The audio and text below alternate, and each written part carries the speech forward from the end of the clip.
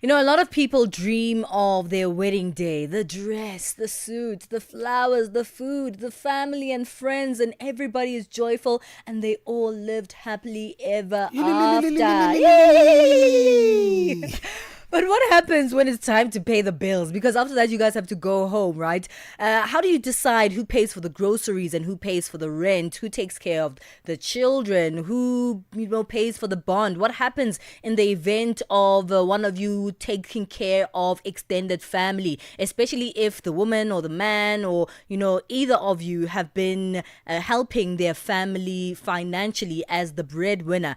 Experts do say that money is the leading cause of conflict in marriage and often leading to divorce. So, what are some of the important conversations that couples should be having about money before, not now, before you tie the knot? We're helping us out in this conversation is financial advisor at Old Mutual Limited, Neressa Appavoo, who is joining us once again on conversations around money. Neressa, thank you so much. It's always a pleasure to have you. Thank you, Palesa. Awesome to be here. You know, we all think that the wedding day is the most beautiful time of the marriage itself. And we forget that there have to be serious conversations because marriage on its own is quite a serious commitment to someone else. Yes, no, definitely. I think that, as soon as the wedding venue dies down and the champagne is popped, it gets down to reality, right? So before we even get there, you're going to have 1,000 conversations about money in your relationship, and you have to get so comfortable with it. And I think it begins with the pre-conversations that we're going to get into today. Mara, you know what, Narissa, it's tough talking about money with the partner, especially as Mm. a man.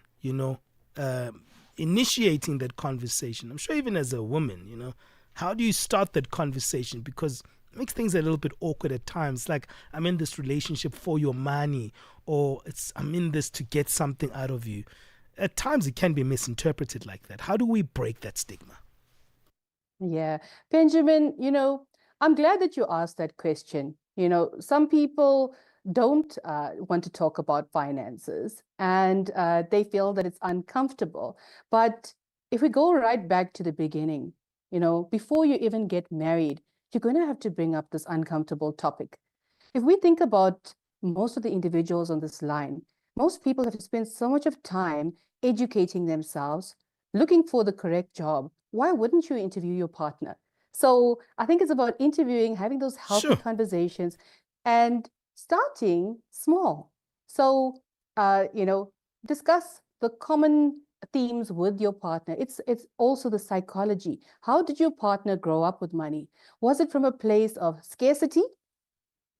Or was it from a place of abundance? Mm, That's also going to determine how the person behaves in the relationship with right, money right. and with you. It's rough, man. Yo. That is so important. And I'm glad Yeah. that you brought that up because generally, as humans, we all have our different relationships with money and, our different backgrounds, our different families. Now we're coming in, we're trying to start something new, right? A new family. And when we start having these conversations, we realize that, this person doesn't think about money the same way that I do. Is that an automatic grounds not to get married? What actually should be going into this conversation? Yeah, I love it, Palesa. And I think it's a beautiful question in that, coming from a place of childhood, you got to have those difficult conversations to say what is important for you in a relationship. And with our money, is it about providing security or is it actually about providing a luxurious lifestyle? Because remember, you could have a person who's got like money trauma. That's real. And one of the biggest reasons that couples get divorced are because of money. Because remember, one party pays emotionally, another party pays financially, and where's it enough? So financial intimacy is just as important as emotional intimacy. Okay. I've never heard that term. Financial intimacy. What does that mean? So remember, you've got to get down and dirty to the basics, right? So when you meet a person, life is good. You're all about love. We've got this. We in it together for the long haul. And then stuff happens, right? The person's mom could get ill. The person has got a brother that they need to support. Black tax, guys, it's real, right? Let's not deny that. So the biggest red flag is when somebody comes into a relationship and doesn't want to talk about money. It's a loving relationship. And, social media is also creating this unrealistic expectations. The guy is supposed to pay for everything. By the way, we're acknowledging men this month for November. But disclosure in the relationship, full stop. So put out the list and show me all of your debts, baby. That's what I want to see. I want to see all of the debts, all of your liabilities. Because when we get into this marriage, we're getting into this together. And depending on our marriage contract, I'm going to absorb a lot of that debt as well. Yeah. How romantic. Show me all of your debts, baby. Oh, beautiful date that one is. But let's go deeper into the conversation, right? There are things that you guys will be aligned on, and there will be things that you probably don't align on. You mentioned black tax, which is something that happens a lot in African communities. And if there are ways that you are spending your money, when you look at it and you've shown each other, your pay slips and how you're using money, and you see a huge point of misalignment, what do you do? Yeah. So, Palesa, I think that's a deep question. So, when you're starting out together, I think it's about, and you mentioned a very magical term, alignment. So, sitting together, it's not just about love, because remember, after the jokes, etc., like I said, the biggest reason is money. Speak to any of the therapy and the counselors out there, you'll hear that money has got a huge part in this relationship. So let's take it down to a deeper level. Let's dream together. What is our vision board? So if the two of us are getting together, right, are we discussing what are our short-term, medium-term, and long-term goals? Do we want children, or are we going to be dinks, double income, no kids? This needs to be discussed up front. And if somebody has children, is it going to be the mom or the dad that stays at home with the child? And are you okay with somebody becoming a stay-at-home parent? Because if you didn't sign up for this, this can create a lot of hostility in the family. So you have to have an alignment. You need to have the short, medium time goals, and you need to actually place importance to each goal. Because if you want to buy a holiday home, for instance, how are you going to do that? Yeah, there's a lot to speak about here. So let's take a short break. Advaita will come back and speak about this. Are you guys having those money conversations before you say I do and before you tie the knot? Let's continue this one after the break. Africa, voici Abedi. Oui, c'est moi. Abedi est un passionné de musique dans l'âme. Il a un goût pour toutes sortes de musique et passe ses journées à écouter Channel Africa. J'aime beaucoup la musique africaine. OK. Devinez quoi?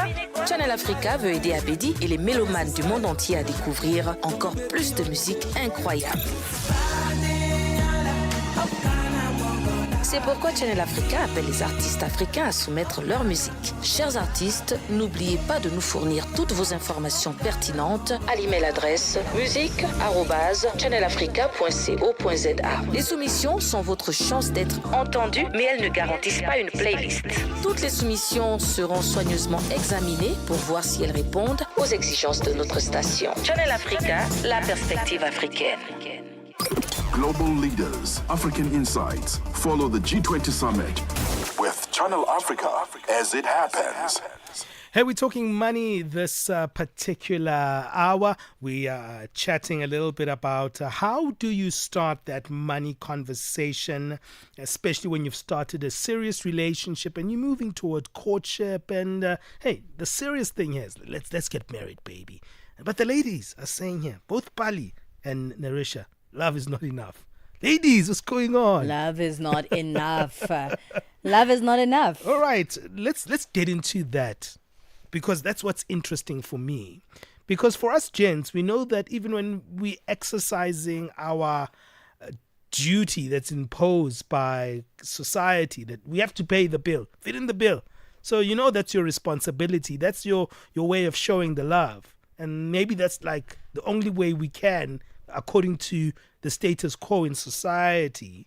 But isn't that something that is actually a poor way of looking at a relationship? Because if it's going to be how much, I have for you to get into this marriage with me, then I'm asking myself so many questions, Nerissa. How do you balance the equation out here? Hmm. You know, Benjamin, I think that's an excellent question because, like you say, and you rightly say so, there's an ongoing pressure on men, and that's why I say we acknowledge men this month and every month, right, as we do with women. But the pressure on men is insane if we look at social media, right? And some of it is just not realistic, right? So let's look at a realistic example. We've got a husband and wife come together and now they're engaged, right? So the question pops up is how are we going to share these expenses? Because like you rightly said, a woman is expecting the man to foot the bill. But as you go in deeper into marriage, there's in most instances, right? Unless you've got, a position where you're very wealthy and you've got, there's no hurdles in terms of budgeting, you're going to actually chip in terms of those bills. So it's about the alignment. And it's about having those conversations with the individual to say, together, if you earning 100K and you earning 60K, what is your contribution towards this household, towards date night, towards that meal? And are you happy in doing so? That's interesting that you say that, right? And I'd like to expand a little bit more in terms of having that healthy conversation.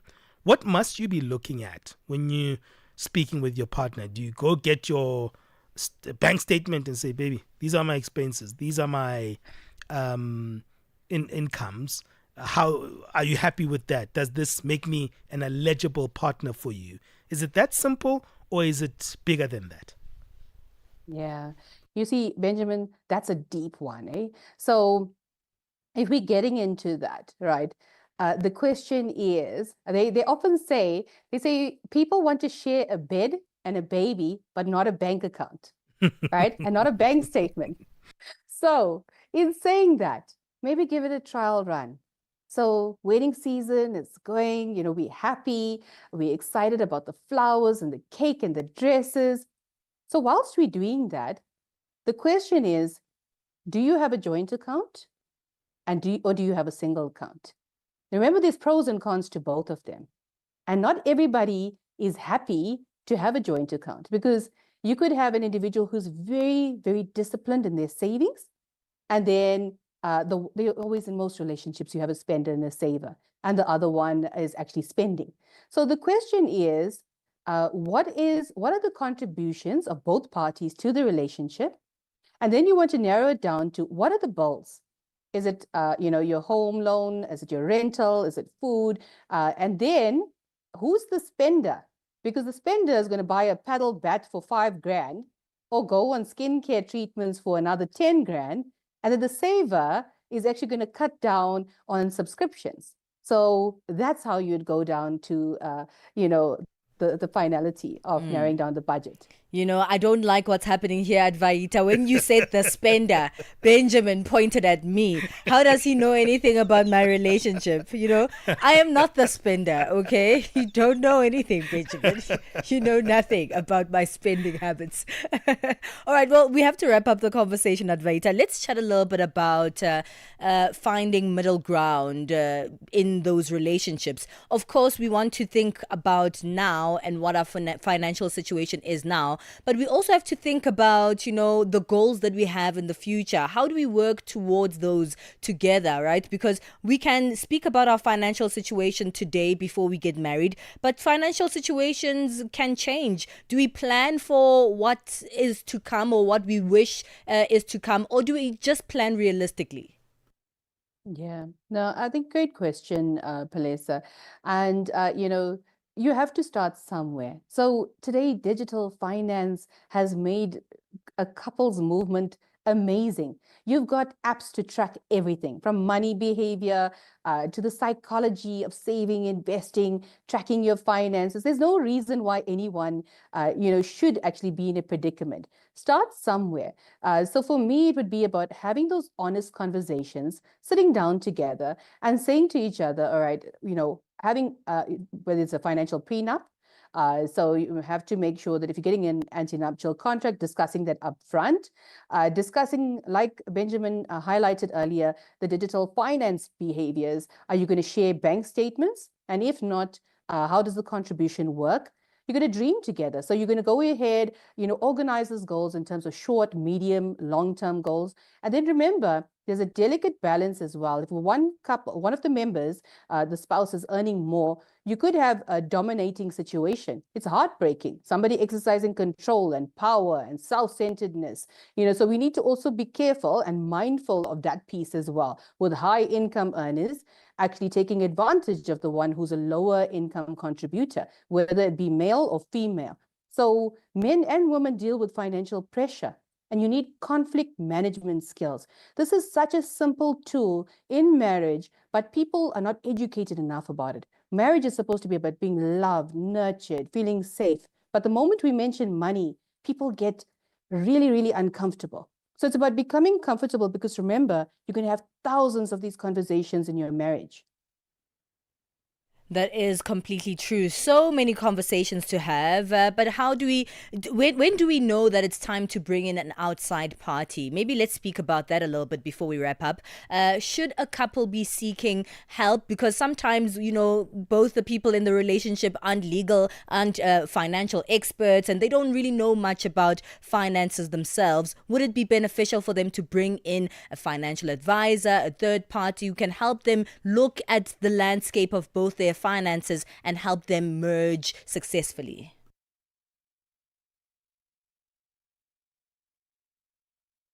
Advaita, are you there? Okay, it seems we've lost Advaita there on the line, and it seems that's all we have time for well this morning. So hopefully you can get a little bit of external help as well, because there's so many advisors, so many experts that can be helpful when you're trying to, build something good, not just off love, but off communication and, real things. Not just love. Not just love. Not just love. You know what? Something that stood out for me, and probably it is a signal of some form of love, the idea of financial intimacy. Yeah. If we love each other enough, we can have that moment where we are financially transparent with one another. If we really care about one another in a deep sense, and we want to progress together in life together and do life together, we definitely must talk about money. Maybe it's another expression of love. And maybe then they will live happily ever after. It's 11:30 Central Africa time. Fikile Lungwati is back with our latest sports. Sports on Channel Africa. The African perspective.